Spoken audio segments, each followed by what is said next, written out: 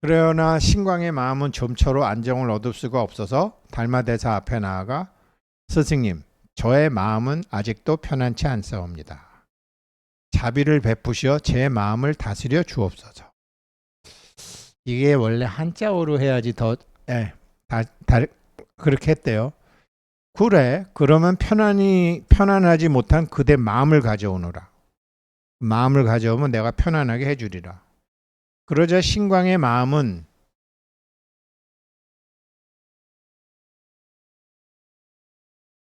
당혹하여 어리둥절하였습니다.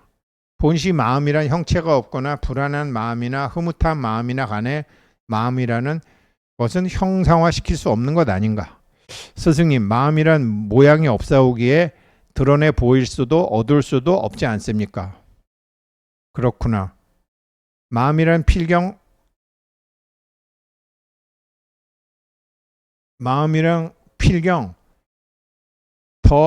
더위 집을 자취가 없는 것이니라. 더위 잡을 자취가 없는 것이니라.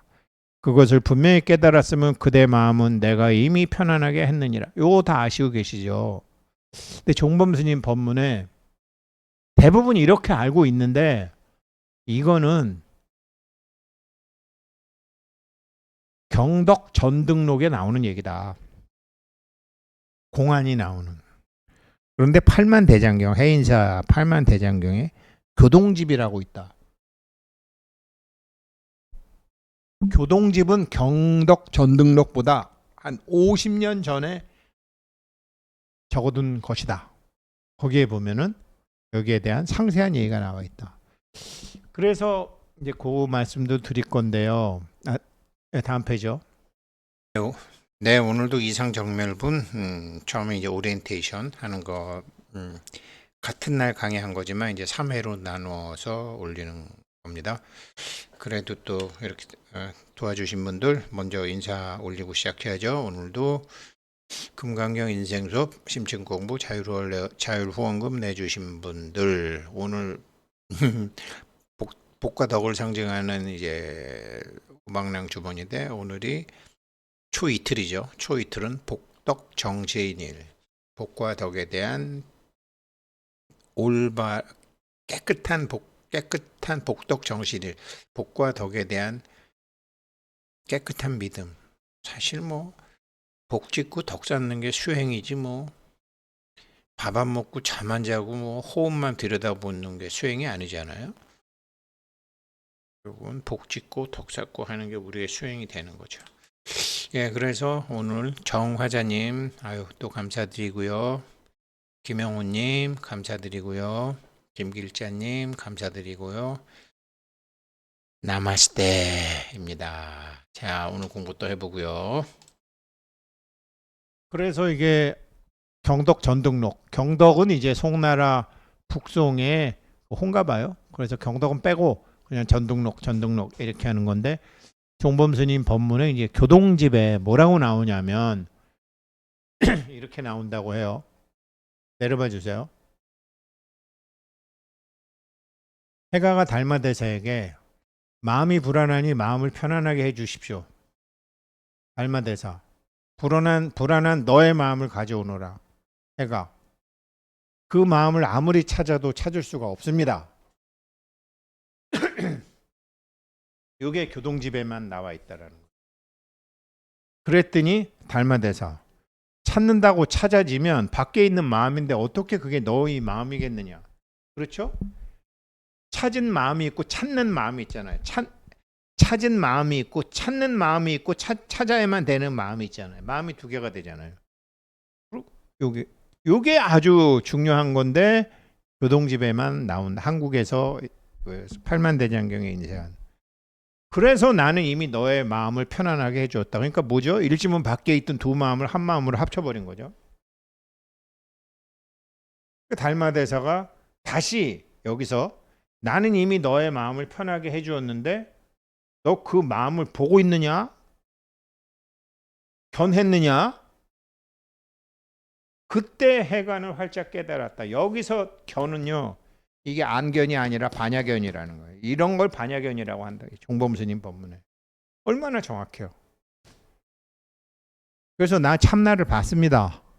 견성을 했습니다. 나 이제 주인공을 압니다. 나 이제 내 안에 그리스도를 압니다. 그런 분 많으실 거라고요. 그래갖고 그러면 너는 네 안에 부처를 봤어? 봤지. 뭘로 봤어? 눈으로 봤지. 무슨 눈? 시만. 어떻게 보는데? 반야견. 이렇게 되는 거야. 시만과 반야견. 근데 반야는 시만과 반야견은 일주문은 일주문이 아니야. 이름만 일주문이야. 봐. 기둥 2개, 4개, 8개잖아. 이 이치를 모르면 시만도 안 열리고 반야견도 안 열리는 거예요.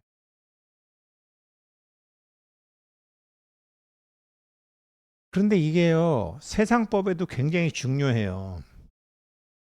얼마 전에 제가 우리 회원님들하고 처음에 6조 단경을 초창기에 했는데 노랗게 이렇게 만들어서 6조 단경 끄트머리에 보면 대대법을 하라고 그래요. 대대법. 제 친구들 중에 어렸을 때 친구들 중에 정말 좌빨 빨갱이들 많거든요. 제 주변에 많아요. 그리고 또 조계사에도 조계사 안에 그 안에 종문에 있는 애들이 다 좌빨 빨갱이스러운 애들이에요. 그래서 제가 이 좌파 애들의 어법을 알아요. 그 좌파 애들의 어법이 사실 우파 사람들도 배워야 돼요. 이거를 종범 스님이 설명하시면서 아주 감탄을 하시더라고요. 이런 문답은 달마대사의 능력이 나오는 거다. 입장을 바꿔서 생각해봐라. 누가 아들이, 딸이, 친구가 아휴 마음이 불안해서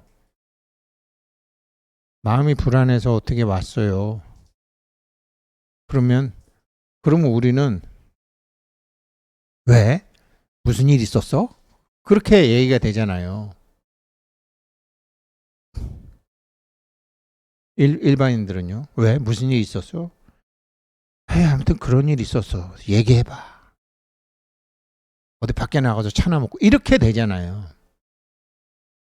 그런데 달마대사는 마음이 불편합니다.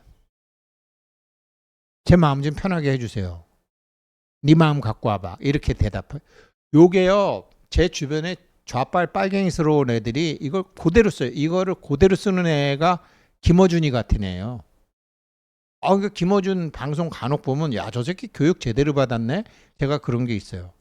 근데 이게 데모하던 애들도 이게 파가 다른가 봐. 이게 6조 단경에 나오는 거예요. 그래서 불교계 뭐 저 추미애니 뭐 조국이니 뭐 서울시장 했던 박 누구니 누구죠? 죽은 사람? 박원순이니 얘네들 뭐 전부 불교잖아요.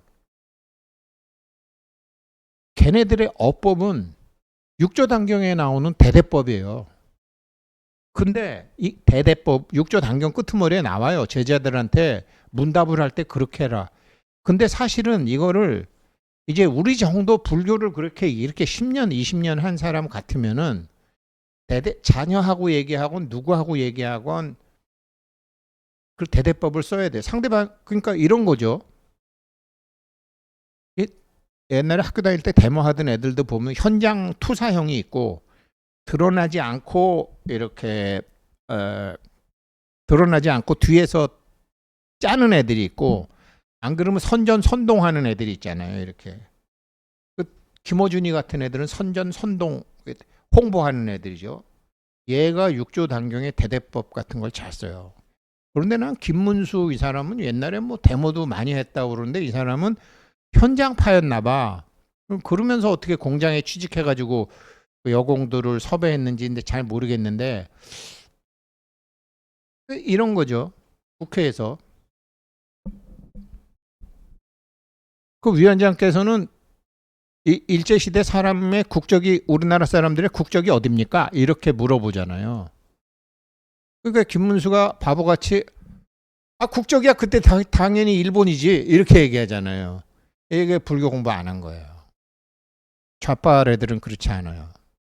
달마대사 같으면 어떻게 얘기해? 누가 그렇게 국적이 어딥니까? 그러면 당신이 의원님께서 말하시는 국적의 의미가 뭡니까?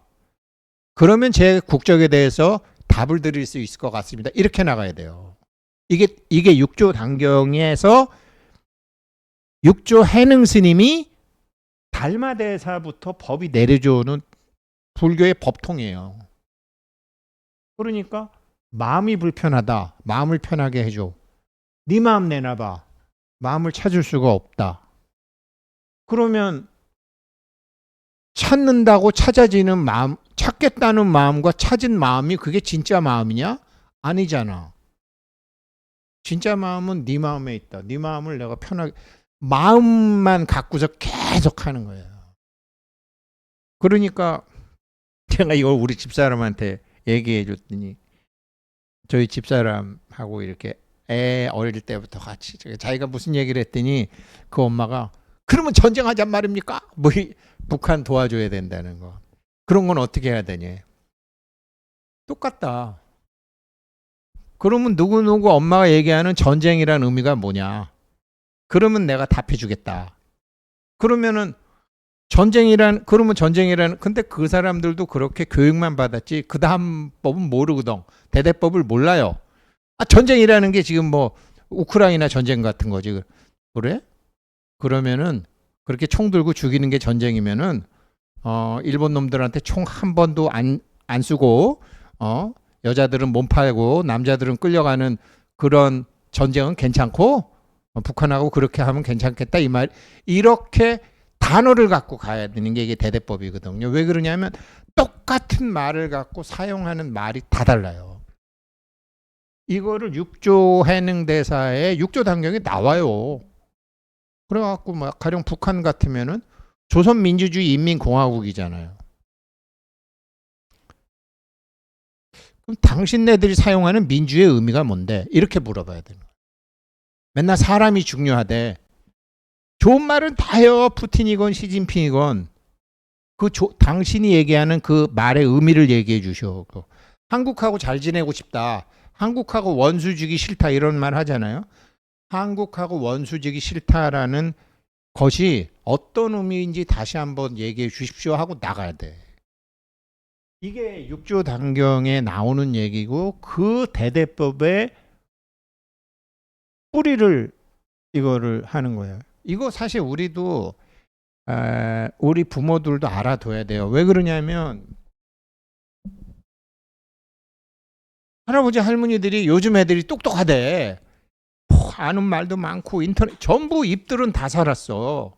그래갖고 뭐 엄마 할머니한테 얘네들이 얘기해. 그러면은 그래? 그러면 부자가 되고 싶어? 그러면 네가 생각하는 부자가 뭐니? 어떤 의미니? 이렇게 단어를 갖고 대대법으로 나가라는 게 육조 단경에 나오는 거고 이게 마음인데 동범스님 말 이건 아무나 이렇게 대화할 수 있는 게 아니다라고 얘기하시는데 육조 단경만 제대로 읽어도 이게 할 수 있는 거예요. 근데 김문수 대답을 못 하잖아요. 막 시끄럽게 말하고 아무것도 안 해. 딱 물어봤어야 되는. 근데 그게요. 이런 거를 이제 학교 다닐 때 데모하던 사람들 보면 이런 교육을 많이 해요. 말로 하는 교육을 많이 해요. 말로 하는 교육. 그러면 상대방은 김문수 앉아서 등신되잖아요. 막 신경질만 내고. 육조단경만 제대로 읽어봐도 탁 치고 나가는 건데 이거를 못해서 청문회 가서 등신되는 사람들은 엄청나게 많잖아요. 그래서 이거는 정말로 참 중요한 얘기다. 왜? 똑같은 마음이라는 단어를 써도 그 마음이라는 단어는 벌써 이름과 형상이야. 어떤 의식에서 그 말을 썼는지를 탁 물어보는 거예요. 이게 만법 유식 전식 득자. 굉장히 중요한 거고 요런 중요한 얘기가 교동집에만 나오고 전등록에는 안 나오는데 이게 더 중요하다라고 말씀해 주시는 거고 저는 이제 그 마음이라는 말을 썼을 때 마음으로 곧바로 들어가고 또 마음을 얘기하니까 또 마음으로 얘기하고 그 마음을 풀어주는 이게 보통 이게 육조 단경에서 나오는 그래서 상대방한테 선문답의 핵심이 이게 전등록이 1700 공안이 있는 거잖아요. 뜰 앞에 잣나무 화두 주잖아요. 뜰 앞에 잣나무는 다 알아. 근데 상대방의 뜰 앞에 잣나무는 무명에서 시작한 시기야. 근데 스승이 준 뜰 앞에 잣나무는 이거는 지혜에서 준 뜰 앞에 잣나무야. 이렇게 되는 거거든요. 그래서 이 대대법이라는 게 엄청나게 중요한 거고 선문답도 결국은 이것로 가는 거예요. 그래서 저도 제가 고등학교 때부터 아주 친했는데 요즘은 잘 안 만나는 친구 놈들이 있는데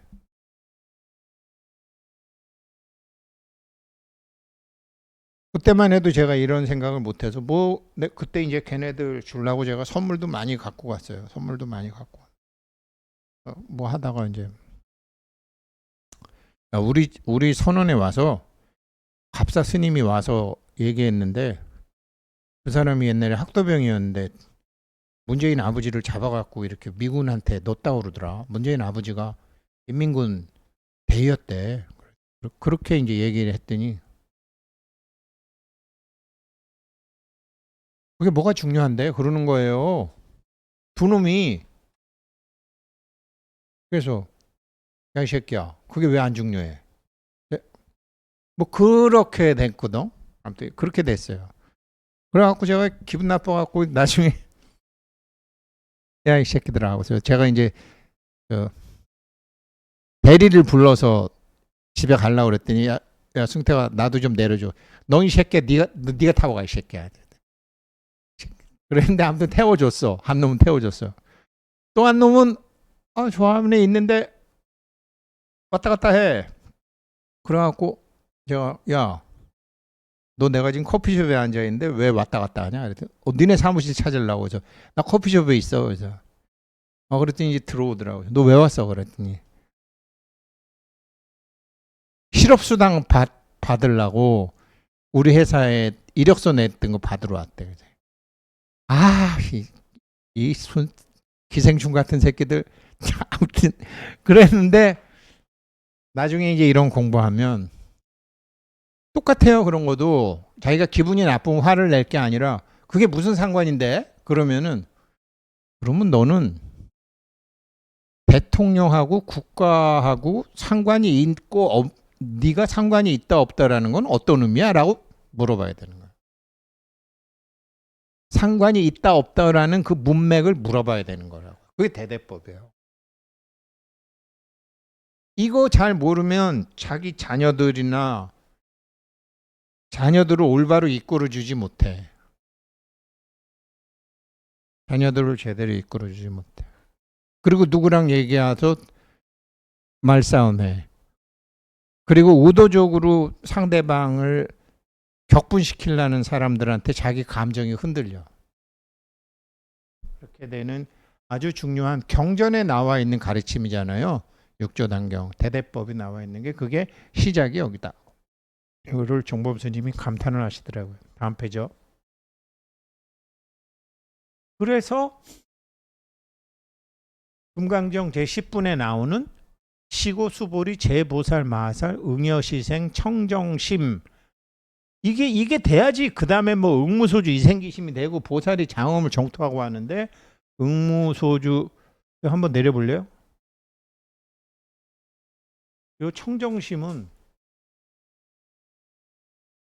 단어나 이름이나 형상을 바라보는 여기에 견이 반야견으로 바뀌어야 된다.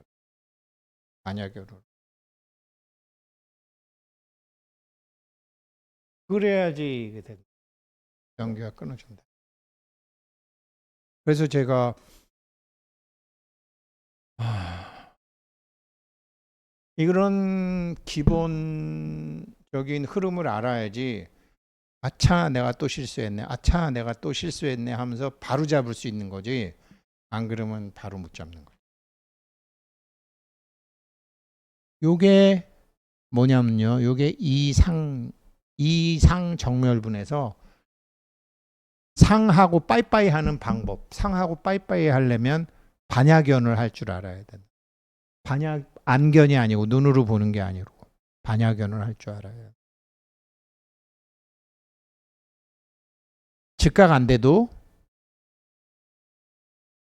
낮에는 안견으로 누구랑 다투고 저녁에는 안견으로 무슨 욕심을 내다가도 잠자리에 누웠을 때 아차 오늘 내가 그것도 안견이 아니라 반야견이 아니라 안견으로 했구나 라고 해서 참여라도 하고 뒤집을 수라도 있지. 모르면은 계속 거기에 끄달려 가는 거거든요.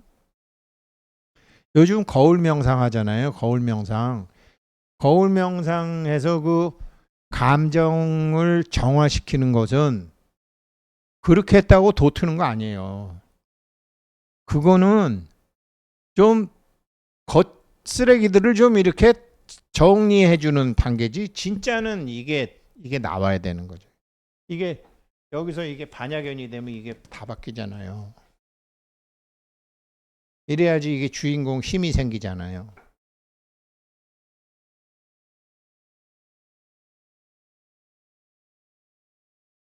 한 페이지 없는 것 같은데 한번 내려볼래요? 없지? 네. 여기까지 하겠습니다. 오늘 우리 수업 잘 들어보시고 이게 돼야지 그 인생에 성공하는 방법의 7가지 법칙에 보시를 할 수 있는 거예요. 줌의 법칙. 이게 안 된 상태에서 상대방을 반야견을 하고서 절에다가 불전함에 넣든지 안견이 아니라 반야견을 하고 난 다음에 보시를 하든지 반야견을 한 다음에 길에 있는 쓰레기를 하나 줍든지 이게 다 바뀌는 거죠. 그게 견이라는 거죠. 그래서 인생에 성공하는 7번째 법칙이 업신의 법칙이고 우리 불교로 따지면 안욕따라 삼맥삼보리의 법칙이죠. 그 다음에 줌의 법칙인데 이게 돼야지 지금 되는데 일줌은 밖에 있지만 일줌은 안과 똑같은 효과가 일어나려면 반야견을 해야 할 줄 그 다음에 보시의 법칙, 업의 법칙, 최소 노력의 법칙, 의도와 소망의 법칙, 초연의 법칙, 삶의 목적의 법칙 이렇게 나가는 거예요. 이게 이해가 완벽하게 되셔야지 성공하는 인생의 7가지 법칙 중에서 2번째 법칙으로 들어갈 수 있는 거죠. 이제 하나하나 정리가 되더라고요. 저도 그랬었구나. 이제 하나하나 이렇게 되는 것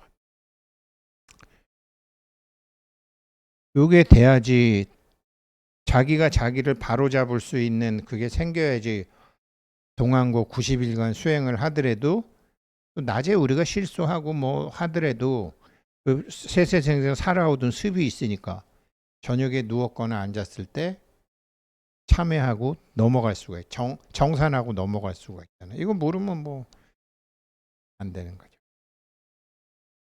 예, 여기까지 하겠습니다. 감사합니다.